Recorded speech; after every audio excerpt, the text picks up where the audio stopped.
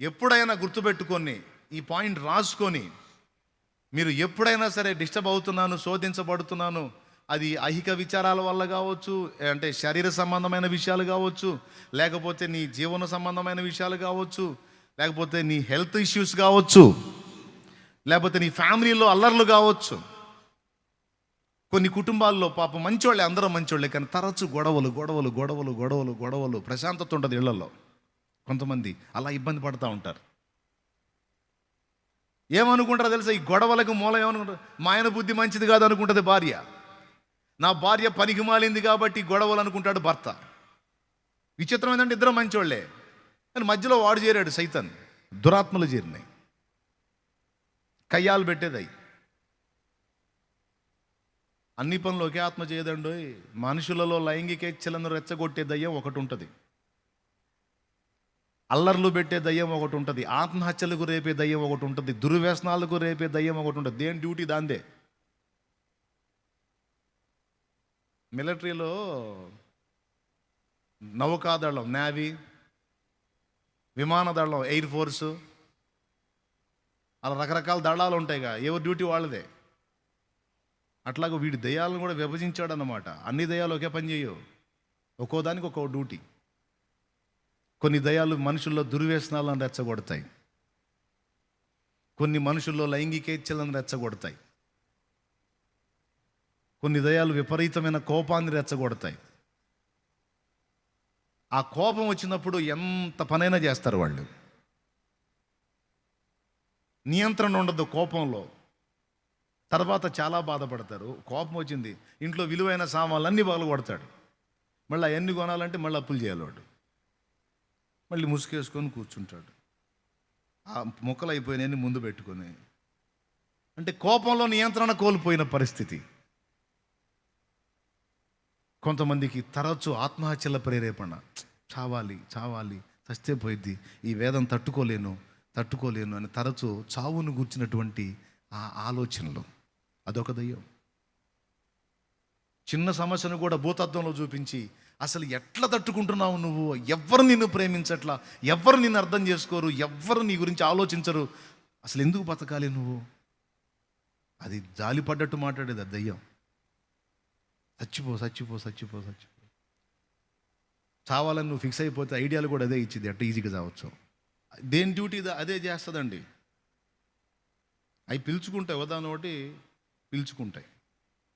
దేనికి అవకాశం వస్తే అది ఎంటర్ అయ్యింది. నేను చెప్పేది ఒట్టి మాటలు కాదు, లేఖనంలో కొన్ని రకాల పనులు చేసే ఆత్మలను గురించి మాట్లాడాడు. అబద్ధాలు ఆడించే ఆత్మ ఒకటి ఉంది, మూర్ఖత కలిగిన ఆత్మ ఒకటి ఉంది, గాఢ నిద్రాత్మ ఉంది. ఆత్మ పట్టినోడు ఊరక నిద్రపోతుంటాడు.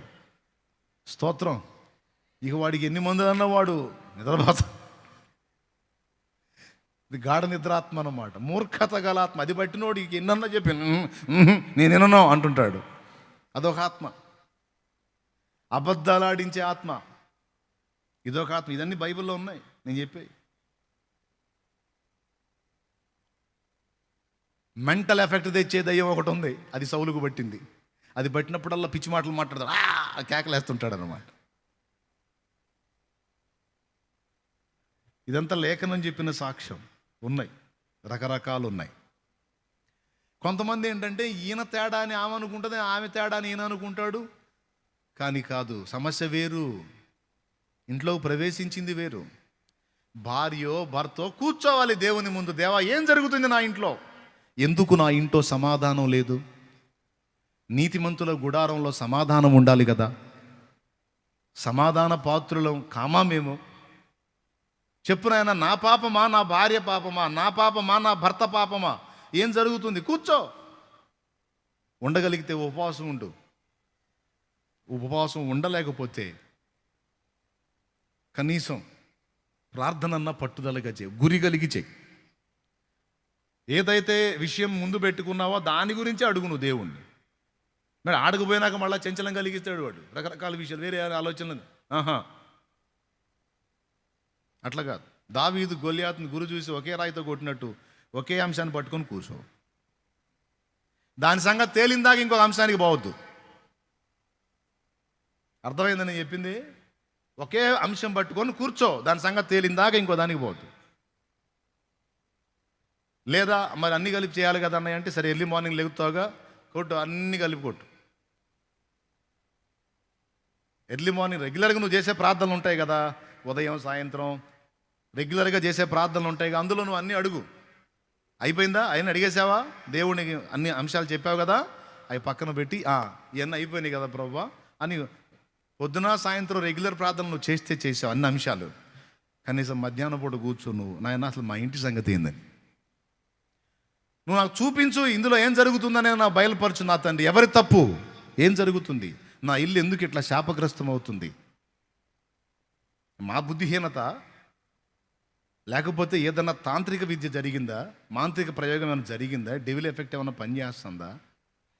ఎందుకు మేము ఇలా బలహీనపడిపోయాం? ఒకవేళ మంత్ర ప్రయోగాలు జరిగితే నీ బిడ్డలంగా మేము ఉన్నాం, మా మీద అవి పారవు కదా. సో వాటి గురించి భయం లేదు. ఎవడు ఏ ప్రయోగం చేసినా వాడే చేస్తాడు, మాకే భయం లేదు. కానీ మేము కొనకొచ్చుకునే ఏమైనా ఉన్నాయా?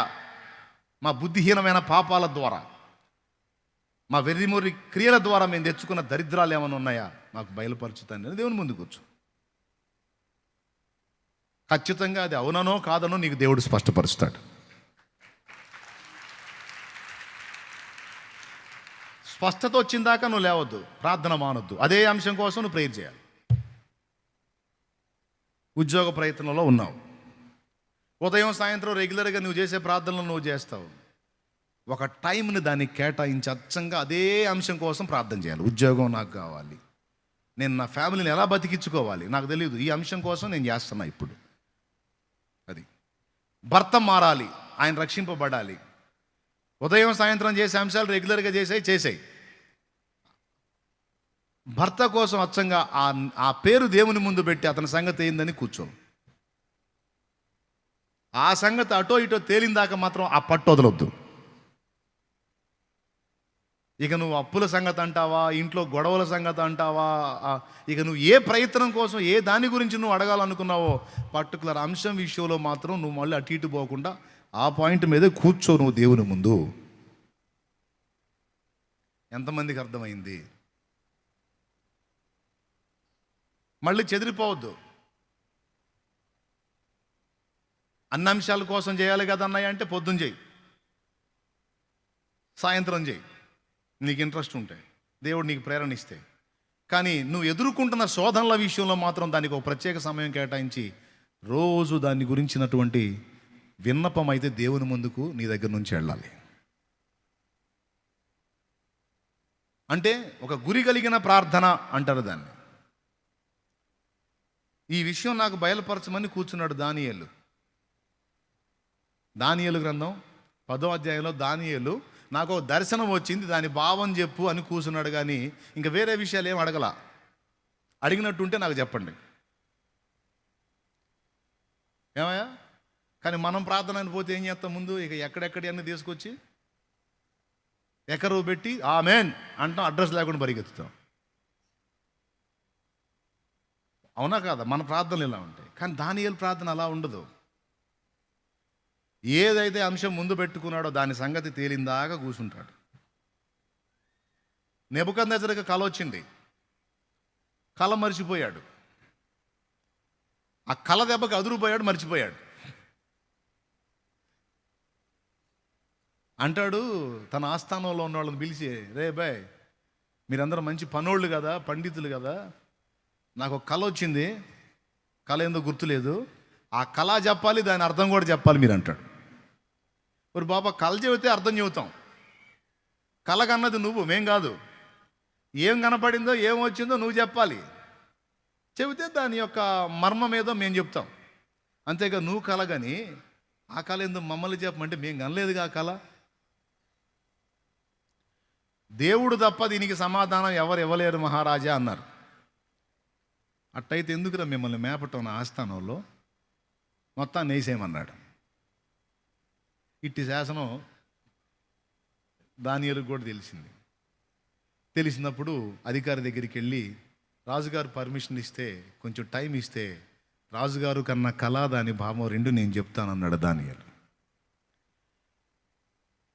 ఆ పర్మిషన్ తీసుకొని వెళ్ళి ఆ కళ దాని యొక్క భావాన్ని గురించి అడిగాడా, లేకపోతే ఎక్కడెక్కడ సంగతులన్నీ విజ్ఞాపన చేశాడా? ఒక్కసారి ఆలోచించండి. అసలు పాయింట్ మీద మనసు పెట్టాడా, లేకపోతే ఎక్కడెక్కడని అడిగాడా? నో, ఏదైతే పాయింట్ పెట్టుకున్నాడో దాని సంగతి తేలిందాక ఇంకో దానికి పోడు. అది దానియేలు పద్ధతి.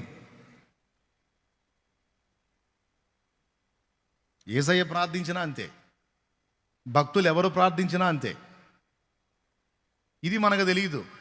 ప్రార్థన అని మోకాళ్ళు వేస్తే ఇక ఎక్కడెక్కడ మనకు గుర్తున్నాయి అన్నీ తీసుకొచ్చి అడిగేదని ఆ కుప్ప ముందు పోసేది ఆయన ముందు.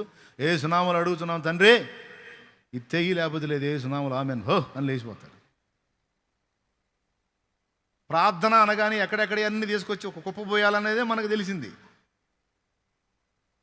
కానీ ఒక అంశం కోసం పర్టికులర్గా దానికోసమే కూర్చోవాలన్న విషయం తెలియదు. కానీ దానియేలు చూడండి, అట్లా కూర్చున్నాడు ప్రతి విషయాన్ని గురించి. అలాగ భక్తుల్ని మీరు పరిశీలించండి బైబిల్లో. ఇప్పుడు ఎస్తేరమ్మ ఉంది.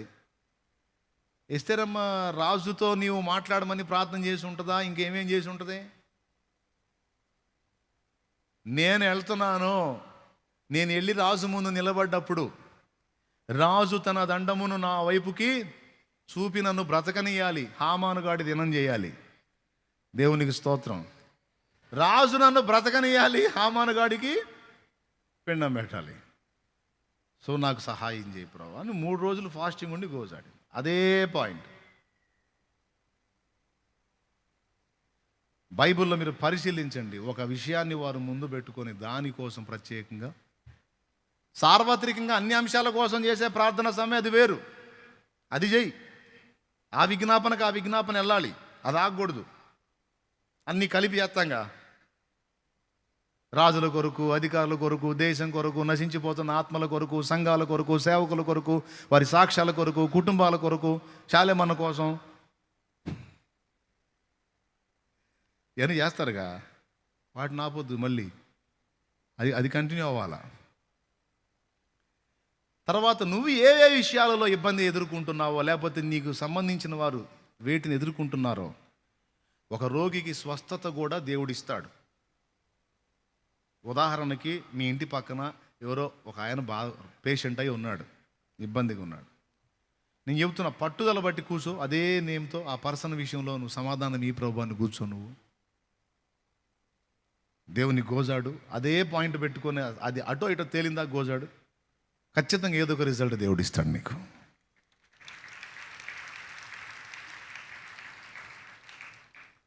ఇప్పుడు రాజు కన్న కళ దానియేలు చెప్పాడు, దాని అర్థం కూడా చెప్పాడు. సాయం చేశాడా లేదా? చేయలేదా? నాకు దర్శనం వచ్చింది, దాని అర్థం ఏందో చెప్పు అని కూర్చున్నాడు.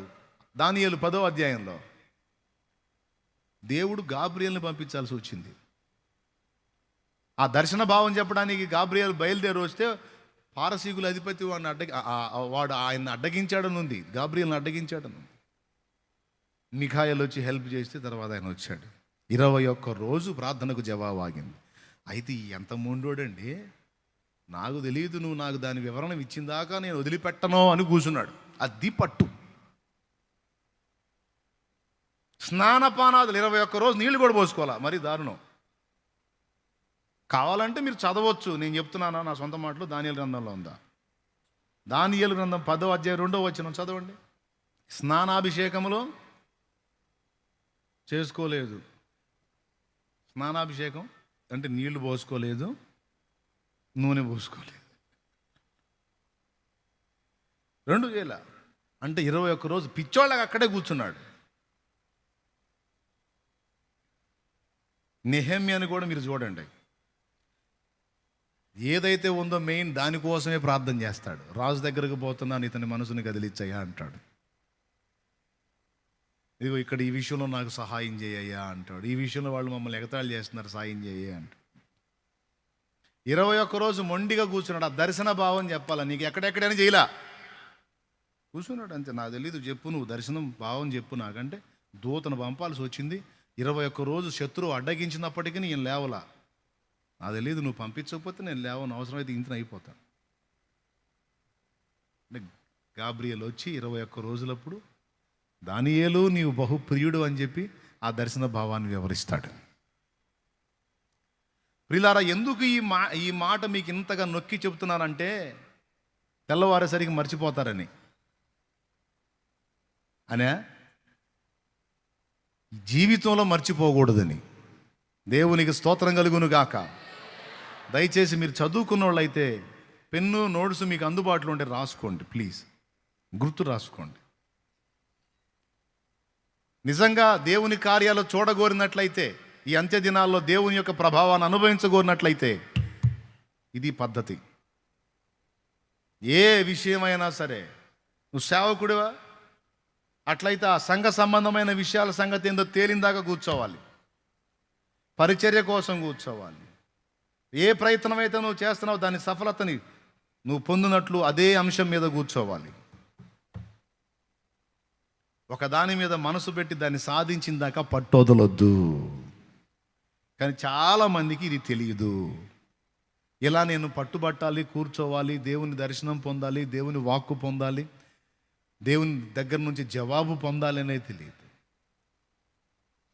నేను అలా కూర్చున్నప్పుడు దేవుడు నాకు స్పష్టపరిచి నా దోషములను పరిహరించుటయ్యేగాక, నన్ను శోధించేటువంటి అపవిత్రాత్మలను వెళ్ళగొట్టుటయ్యేగాక, దేవుని పని చేయడానికి అవసరమైన ఆధారమైనటువంటి వాక్య సత్యమును కూడా నాకు చేతబట్టించాడు.